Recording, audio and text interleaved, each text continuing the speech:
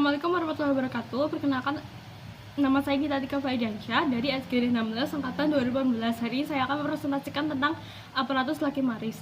Yang pertama, saya mulai dengan glandula lacrimalis. Glandula lacrimalis dia itu berada di superior anterotemporal dari orbita. Berarti dia ada di atas di bagian depan dan lebih dekat ke temporal dari kavum orbita. Di sini dia itu dibagi menjadi dua, yaitu ada glandula lacrimalis yang anterior dan ada yang posterior. Glandula lacrimalis anterior atau yang biasa disebut bagian orbita, dia itu lebih besar dan daripada bagian posterior atau bagian biasa juga disebut bagian palpebra.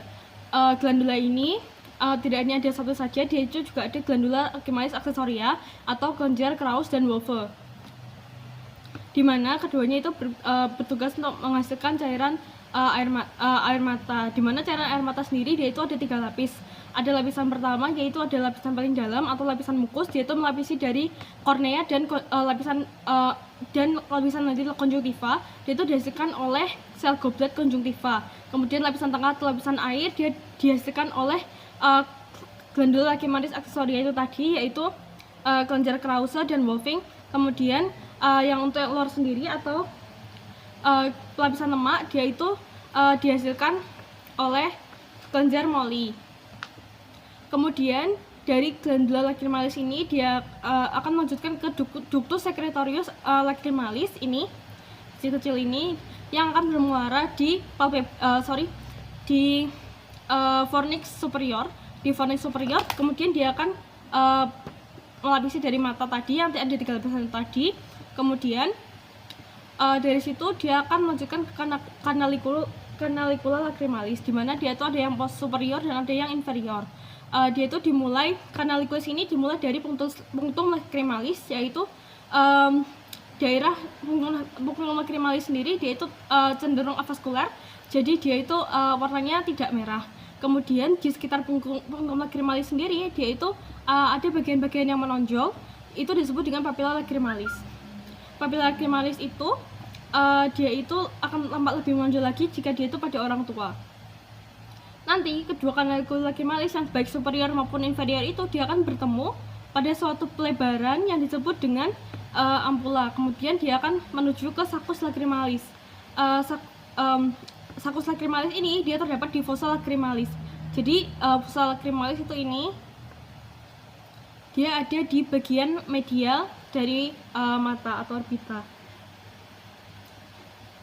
Setelah dia ada di saccus lacrimalis, dia akan melanjutkan ke bawah, yaitu ke ductus nasolacrimalis. Di ductus nasolacrimalis ini di bagian akhirnya dia ada suatu katup semiluminaris yang disebut dengan katup Hasner. Pada orang dewasa normal, katup Hasner itu dia sudah dia terbuka, tapi pada anak-anak itu kadang-kadang ada katup Hasner yang masih menutup dan dia mengakibatkan dari air mata itu dia akan kembali lagi sehingga di sini terdapat suatu pembengkakan dan dia matanya tampak berair.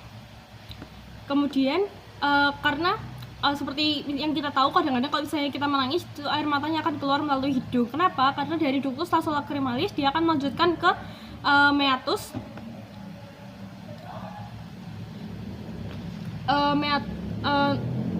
nasal cavity, atau di situ ada meatus superior kalau tidak salah. Sini saya akan mengganti dari gambarnya.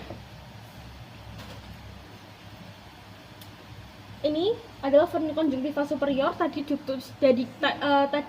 ductus secretarius lacrimalis dia akan bermuara di sini. Kemudian dia akan melanjutkan menjadi canaliculi lacrimalis. Ini adalah yang superior, ini yang inferior. Kemudian ini adalah ini canalicula lacrimalis. Sedangkan di sini dia akan bertemu menjadi satu. Dan di sini ada fornix saccus lacrimalis, dan di sini ada saccus lacrimalis. Di situ dia pertemuannya di situ. Kemudian dia akan melanjutkan ke canalicus lacrimalis. Dia akan melanjutkan ke ductus nasolacrimalis. Selanjutnya dia akan melanjutkan ke meatus nasi inferior. dari meatus nasi inferior ini air mata akan keluar ke bawah. Ini gambarnya, kemudian bisa kita lihat di sini.